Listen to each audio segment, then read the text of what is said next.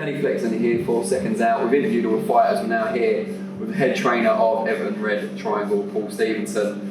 A trainer that's incredibly well respected, I must say, by all the fighters. Maybe just because you're an earshot, I don't know. They all have lovely things to say about you. Just tell us from your point of view why this gym works so well and what creates the atmosphere that's clearly bonding all the lads together. It's difficult to put into words. They're a good bunch of lads for a start, and they've all come with real amateur pedigree. They're used to training hard. They work hard. I work them hard, you know. And they've got a sense of sort of purpose as well. They're going somewhere and they know they are, and they're working on. So it's difficult to put a finger on one thing, because any group has to gel, doesn't it? The lads and the characters, they're a funny group then when you get them together and they're relaxed. And so it's going well at the minute. Like what often happens with a boxing class or a boxing sort of squad or stable, they bring each other on. One will take a few leaps forward, and then the others will be inspired by that and they'll leap forward. And at the minute that's happening, and there's a sort of snowball effect happening. They're all coming on great. It's especially impressive given that some of the lads were here as amateurs and came through and turned pro with you, and some of them came to you as pros. Yeah. What's the secret to making that work? Making the transition from amateurs? No, making the kind of lads who've been here a long time gel with the lads who've come in later on. The thing is, we've always had here, we have real successful boxers from amateurs and pros, but they're all treated the same, which I believe in. There are no superstars, and no one gets any special treatment in any way. Do you know what I mean? No one gets extra pads because they're who they are, and no one gets less pads because of who they are, or whatever else that it is. You know, pads isn't the be all and end all, but to use as an example. So as long as we keep it like that, and everyone's treated in the same way, everyone's treated fairly. But there's a driving force behind it. You know what I mean? We're pushing these lads, and to become everything that they can become. And I think they understand that, and that they respect the idea behind it and the work ethic behind it, you know, and it helps them to, although it's a very selfish career, a pro boxer, you've got to look after yourself, which is right, but when the team does well, they all do well individually as well, really, because the shows that we're putting on at the minute, for an example, as long as they're all pushing and training hard and selling tickets and everything else, then they're all busy, if you know what I mean. So I don't know, maybe that breeds a little bit of camaraderie, I'm not sure, but yeah, that's what I'd say about it. I wanted to ask you about the shows, because you've always trained pro boxers, but it's been more of a recent development that you've started putting on your own shows, obviously Black Flash helping out. Yeah. What was the thinking behind that? Because a lot of amateur coaches probably look at it and say, why do you want to give yourself another headache? Yeah. Well, here's the thing, if you've got, as I have, a good stable of young boxers, a couple of them, Alex Dickinson's promoted by Frank Warren, which is a godsend, you know, you get on televised bills and everything else, but the other lads, they're not. And now you can ring around, I can, as the manager of that squad, I can ring around various people and say, can you get them on this show and that show, and I've got you a fight and I've got you not, and it's heartbreaking, it's difficult. Thankfully, Pat Barrett, I got a good relationship with Pat Barrett. We a couple of our boxers did just that, got him on some shows. Pat's been a real help to this gym, and Black Flash Promotions. You know, what other sort of person would give another gym a leg up, if you like, you know, which he did. Give him his due, brilliant. He said to me, look, Paul, said, you've got great lads, I've been in your position, I know what it's like.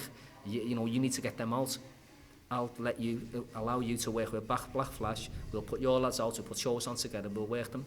This year, we did one in October. It was a good success, the lads boxed brilliantly, and the show worked. And then Pat's come to me this year and said, look, so Black Flash can offer your lads, 5 more dates this year. If you want more, you can have more. It's been brilliant, Solomon. Didn't have to do it.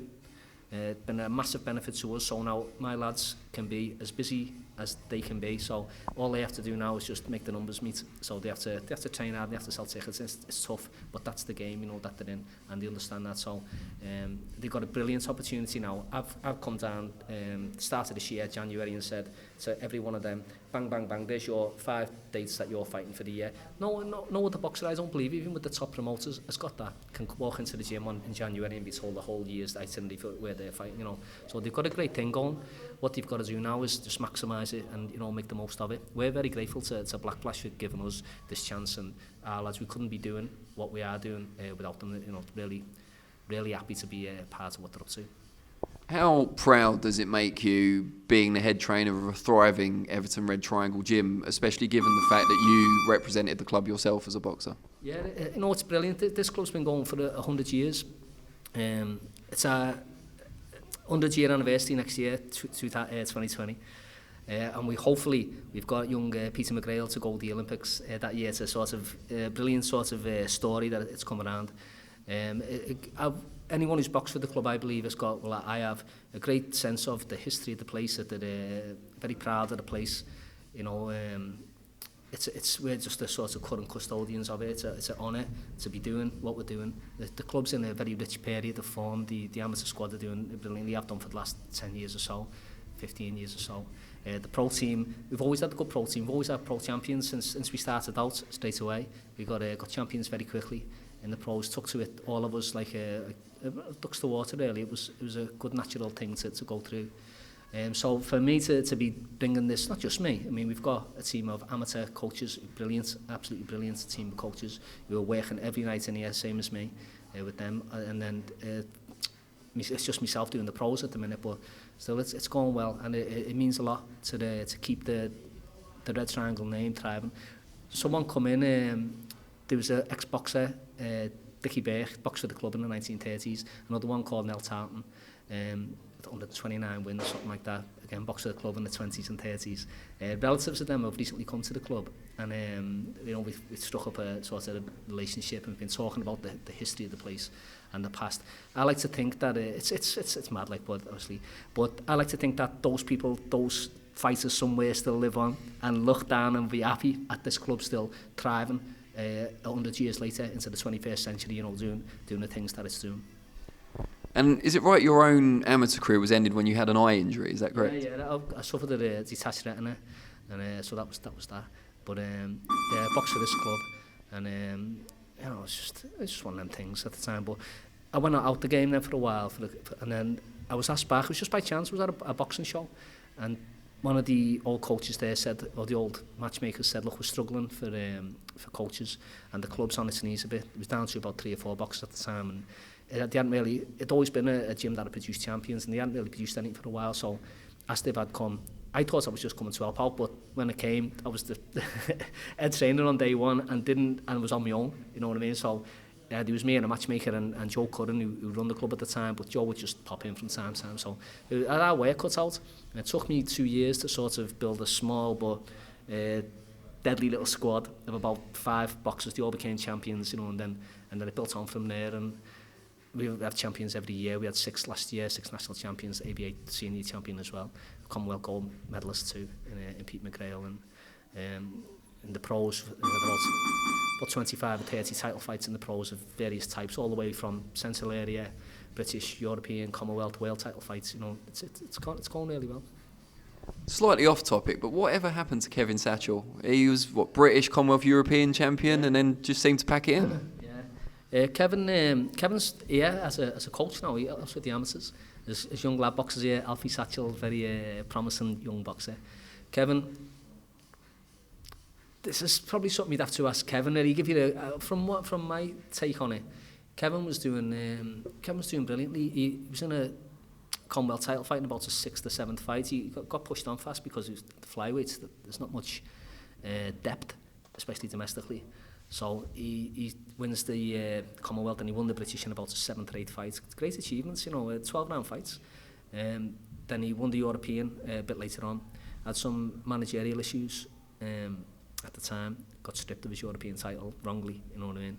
But that's a conversation for another day. It's sort of it was a kick in the stomach for Kevin, because he's working hard, he's getting somewhere, and you know what boxing's like sometimes. But boxing's like this, sometimes it's flowing lovely, and other times it's stalling and you're hitting obstacle after obstacle, and it's difficult. Anyway, at the end of the day, he needed to get a job. He needed to to look after the family. Kevin's a hard working family man. He always has been, and he wouldn't let something like, it's a shame really, he wouldn't let something like his dream get in the way of feeding the family, if you know what I mean. So he stopped. But it's just one of them things. He can be very proud of what he achieved, Kevin. He was the first European champion to come out of Liverpool since Paul Atkinson, who was born, he done that, in 1988 when Kevin was born, the year Kevin was born, so 25 years it was before it happened again. He held all 3 belts at the same time, he ranked at the governing, top 10 in all 3 governing bodies at the time when he retired. It was just I wouldn't, it wasn't something at the time I thought, I wouldn't say I agreed with the decision, but every man's got to make his own sorts of calls, haven't they? And everyone, whether you step through them ropes today or whether you don't, and what you do in life, it's so difficult to sort of second guess someone else's situation. So long as he's happy, which he is, long as he's doing well, which he is, that's good enough for me. During the days when he was doing really well, Jazza Dickens also doing really well, we got used to seeing you and your brother Mick in the corner of those fighters. Is Mick still involved at all in the club?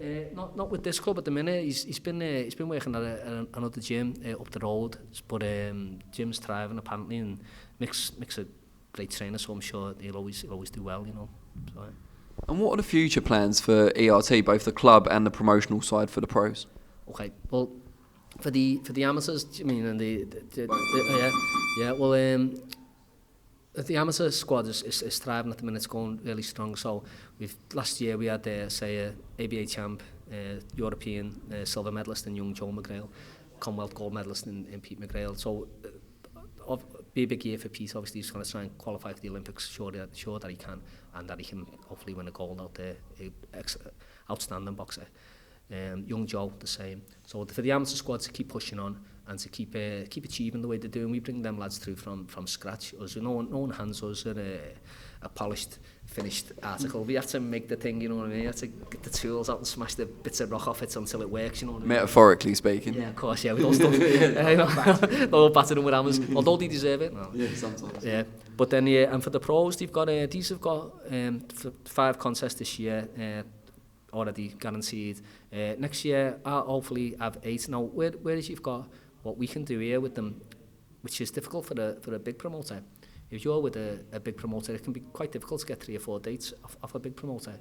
These lads can get a lot more doing this and build themselves up to in a good position to where we can take them to. And without people ripping them to shreds as well, watching them on TV. Yeah, well that's it. You can do it quietly and successfully, and you can pick and choose in the right way, the right type of fights to bring them on. So I've got a real good, strong stable there. There's some championship quality in those lads that you've seen there. When you see them operate and you see them, we take them obviously around into club sparring and into gym sparring and into the contests. Some of them are electrifying, them kids, and they've got real star quality and ability and crowd pleasing styles where you watch them and you think, Jesus Christ, I want to see more. Do you know what I mean? That with a steady outlet of fights and careful management. I only manage 8 boxers. I'm not overloaded. I'm not anyone else is, but I've just got a clear sort of idea, and now thanks to our work with Black Flash, I've also got an outlet now where we can keep them busy too. So it's looking great. What will come will come. We'll see. My idea is that some of these will be ready to box for titles now, really. So it's just managing that and manoeuvring that and making that happen if we can. Just on the small shows for now, and then eventually as they prosper and they grow, then we can look at bigger things for them. Do you have kind of personal targets as well? Because I'm thinking if Pete McGrail does win the gold, you could train potentially an Olympic gold medalist and a pro world champion in the future. I don't think many trainers have done that. Yeah, I to be honest, I'm not at it sounds like I'm just saying this, but I'm not about me in that respect, you know what I mean? I might have a personal goal. I'm sure everyone would love to have, an Olympic champion that they trained from a schoolboy. There's an honour in that. But I'd be more proud of the boxer doing it than I would for my involvement. He's the one who's got to get in there at the end of the day. So, in a way, obviously, it's not like I'm completely dispassionate and that I don't get a real kick out of what these lads are doing. And I'm very, very proud of them when they go in against the odds, as they all do, and they come out the other side. That's brilliant. But I suppose that's the best answer I could give. Really, it's not something where I think I done that and I done that. They did it. I helped, which is about all you could say. Brilliant. Well, we wish you the very best of luck on both counts. Even though you don't want it for yourself, we want it for you. So fingers crossed. All right, thanks very much. Brilliant. Cheers.